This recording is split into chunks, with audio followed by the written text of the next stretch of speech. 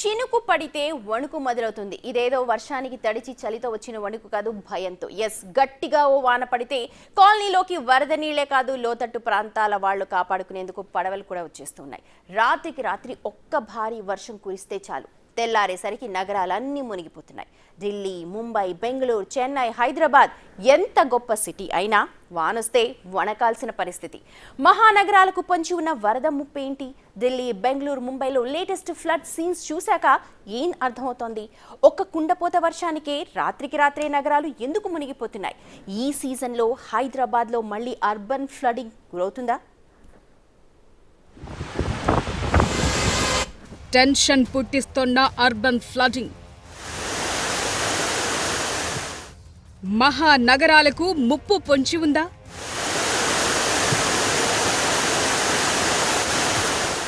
ఢిల్లీలో కొన్ని గంటల్లోనే 81 మిల్లీమీటర్ల వర్షం కురిసింది. 120 ఏళ్ల తరువాత మే నెలలో దేశ రాజధానిలో నమోదైన అత్యధిక వర్షపాతమిది. అంతే, దెబ్బకు ఢిల్లీ నగరం మునిగిపోయింది. అక్కడి అర్బన్ ఫ్లడింగ్ కష్టాలు ఎలా ఉంటాయో మరోసారి తెలిసొచ్చింది. ముంబైలోనూ 107 సంవత్సరాల తరువాత మే నెలలో అత్యధిక వర్షపాతం నమోదై పాత రికార్డులను బద్దలు కొట్టింది.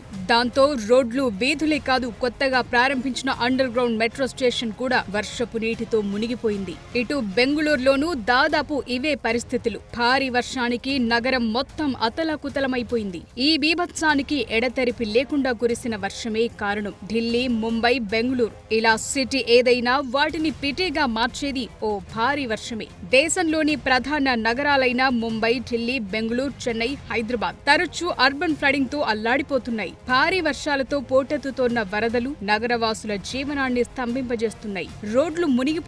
కిలోమీటర్ల కొద్దీ ట్రాఫిక్ జామ్ అవుతోంది. రైళ్లు రద్దవుతున్నాయి. మహానగరాలు రాత్రికి రాత్రే మునిగిపోతున్నాయి. ప్రజల్ని ఇంతలా ఇబ్బంది పెడుతున్న అర్బన్ ఫ్లడింగ్ పెరగటానికి అనేక కారణాలున్నాయి. అందులో మానవ తప్పిదాలే అధికం.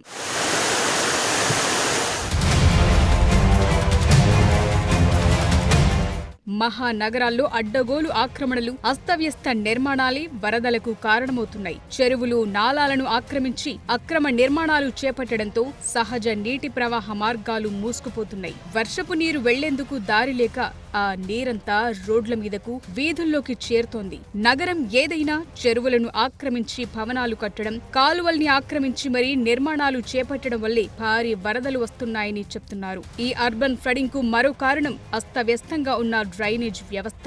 విస్తరించిన నగరానికి, పెరిగిన జనాభాకు తగ్గట్లుగా డ్రైనేజ్ వ్యవస్థలు లేవు. చాలా చోట్ల డ్రైనేజీ పైపులు చిన్నవిగా ఉండటం, దశాబ్దాల నాటి డ్రైనేజ్ వ్యవస్థనే ఇంకా కొనసాగిస్తుండటం వరదలకు కారణమవుతోంది. ఇప్పుడున్న వాటిలో పూడిక తీయకపోవటం, ప్లాస్టిక్ వ్యర్థాలతో నిండిపోవటం వల్ల నీరు సక్రమంగా పారటం లేదు. బెంగళూరులో 30 ఏళ్ల కిందట 226 కిలోమీటర్లు ఉన్న డ్రైనేజ్ వ్యవస్థ 2017 నాటికి 110 కిలోమీటర్లకు తగ్గిపోయిందని రిపోర్ట్స్ చెప్తున్నాయి. ఇదే పరిస్థితి హైదరాబాద్ లాంటి మిగతా నగరాల్లోనూ ఉంది.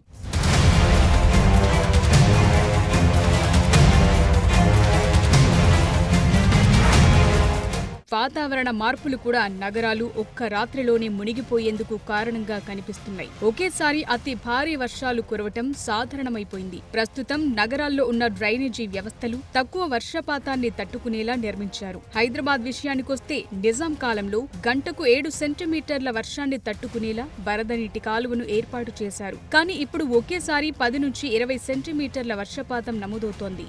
మరోవైపు నగరాలన్నీ కాంక్రీట్ జంగిల్స్ గా మారటంతో వర్షపు నీరు ఇంకేందుకు భూమి లేకుండా పోయింది. దాంతో భూమిలోకి ఇంకాల్సిన నీరు నేరుగా రోడ్లు, కాలనీల్లోకి ప్రవహిస్తోంది. ఏటా వర్షాకాలానికి ముందే నాలాల్లో పూడికతీత పనులు పూర్తి చేయాల్సి ఉన్న చాలా నగరాల్లో ఈ పనులు అసంతృప్తిగాను, అసలు చేయకపోవటమూ జరుగుతోంది. ఇక దీర్ఘకాలిక విజన్ లేకపోవటం, ప్రణాళిక లోపాలు కూడా అర్బన్ ఫ్లడింగ్ కు దారితీస్తోంది.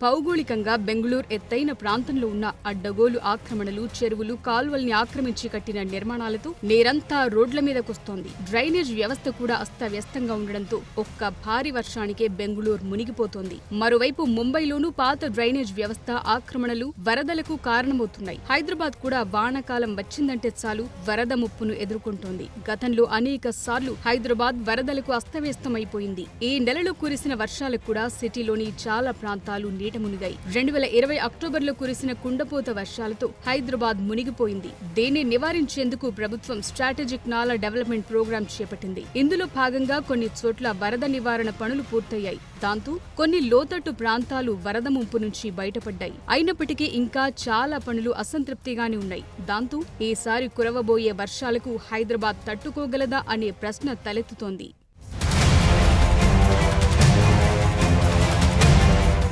కేవలం మెట్రో నగరాలు మాత్రమే కాదు, గౌహతి, నాసిక్, పాట్నా, లక్నో, జైపూర్, డెహ్రాడూన్ లాంటి నగరాలు కూడా అర్బన్ ఫ్లడింగ్ ని ఎదుర్కొంటున్నాయి. కొన్నేళ్లుగా భారతదేశంలో పట్టణంలో సంభవిస్తున్న వరదల విపత్తులు పెరుగుతున్నాయి. దీనివల్ల భారత్లోని ప్రధాన నగరాలు తీవ్రంగా ఎఫెక్ట్ అయ్యాయని రిపోర్ట్స్ కూడా వచ్చాయి. అందువల్ల దేశంలోని నగరాల్లో అర్బన్ ఫ్లడింగ్ అనేది సాధారణమైపోయిందనే విశ్లేషణలు వినిపిస్తున్నాయి. ఇప్పటికైనా సరైన ప్రణాళిక, డ్రైనేజ్ వ్యవస్థల ఆధునీకరణ, ఆక్రమణల నివారణ, పూడికతీత పనులను సకాలంలో పూర్తి చేయకపోతే భవిష్యత్తులో ఈ ముప్పు మరింత తీవ్రమయ్యే అవకాశం ఉంది.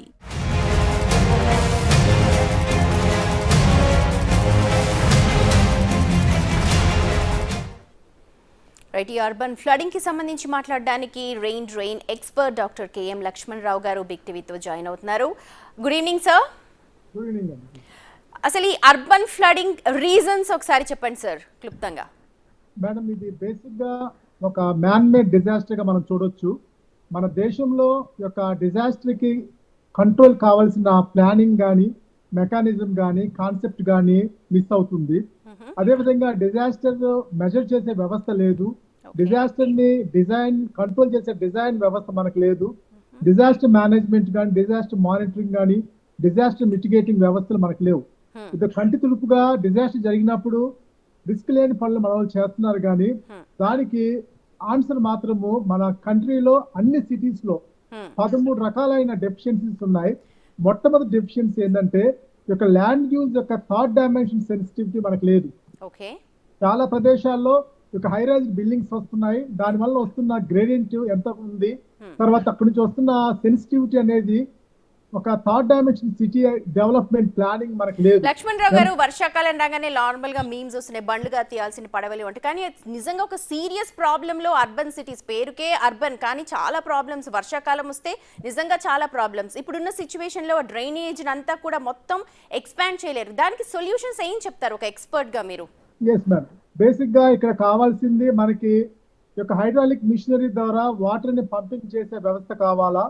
రెండోది యొక్క స్టామ్ వాటర్ నెట్వర్క్, ఎక్స్క్లూజివ్ గా స్టామ్ వాటర్ నెట్వర్క్ కావాలా. నాలుగోది ఇళ్ల మీద పడిన వాటర్ ని ఇంటి చుట్టూ సర్క్యులేట్ చేసే వ్యవస్థ కావాలా. ఐదోది మనకున్న యొక్క రీజనల్ గానీ, అవుటర్ రింగ్ రోడ్ గానీ, ఇన్నర్ రింగ్ రోడ్ ద్వారా వాటర్ ని మొబిలిటీ చేసే వ్యవస్థ కావాలి. మనకి హైరార్చికల్ రోడ్ నెట్వర్క్ కూడా లేదు, అదొక డెఫిషియన్సీ ఉంది. ఆ డెఫిషియన్సీని మనం బేస్ పెట్టుకొని మన స్టామ్ వాటర్ నెట్వర్క్ ని రివర్స్ గ్రేడియంట్లు ఇవ్వాలా. మెయిన్ రోడ్స్ లో తక్కువ విత్ పైప్స్ ఉన్నాయి కాబట్టి యొక్క చిన్న రోడ్స్ లో ఎంబీడెడ్ గా కొంచెం లార్జర్ డైమెన్షన్స్ తో పెట్టి వాటర్ మొబిలిటీ ఇవ్వాలి.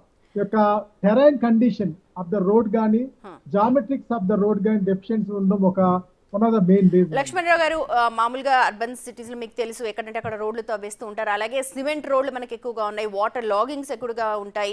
చిన్న వర్షం పడితే లేకపోతే మీరేం సూచనలు చేస్తారు గవర్నమెంట్ కానీ, లేకపోతే ఇప్పుడున్న మన డిజాస్టర్ మేనేజ్మెంట్ సభ్యులకి? ఫస్ట్ యుద్ధ ప్రాతిపదికన ఏం చేయాలి సో దట్ ఈ ప్రాబ్లం నుంచి కొంచెం అన్న బయటపడడానికి?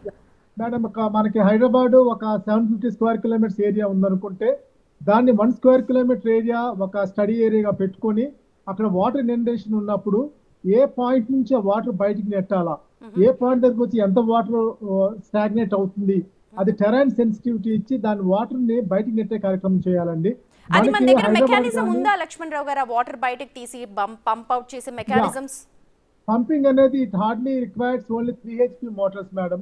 అండ్ ఒక 20 సెంటీమీటర్ 5 సెంటీమీటర్ నుంచి 20 సెంటీమీటర్ డయామీటర్ పైపింగ్ సిస్టమ్ ద్వారా వాటర్ ని బయటకు నెట్టొచ్చు మేడం. వాటర్ సర్క్యులేట్ చేసుకుంటూ inner, outer and regional ring road ద్వారా బయటికి పంపించే ప్రక్రియ చేయాలి మేడం.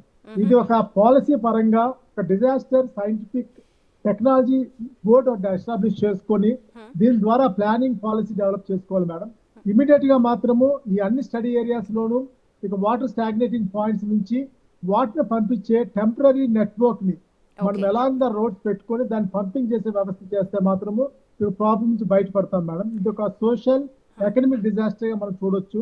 దీన్ని ఖచ్చితంగా గవర్నమెంట్ ఒక టెక్నాలజీని ఒక మెకానిజం పెట్టుకొని ముందుకు వెళ్ళాలని చెప్పి నా ఉద్దేశం. లక్ష్మణ్ గారు, ఒక ఎక్స్పర్ట్ గా ఎలాంటి మెకానిజమ్స్ సూచిస్తారు మీరు, అండ్ ఏవి మనకు యాప్ట్ గా ఉన్నాయి? ఎందుకంటే ఒక్కొక్క ప్లేస్ కి ఒక్కొక్కటి యాప్ట్ గా ఉంటుంది. సో మనకి యాప్ట్ గా ఉన్న టెక్నాలజీ ఏంటి?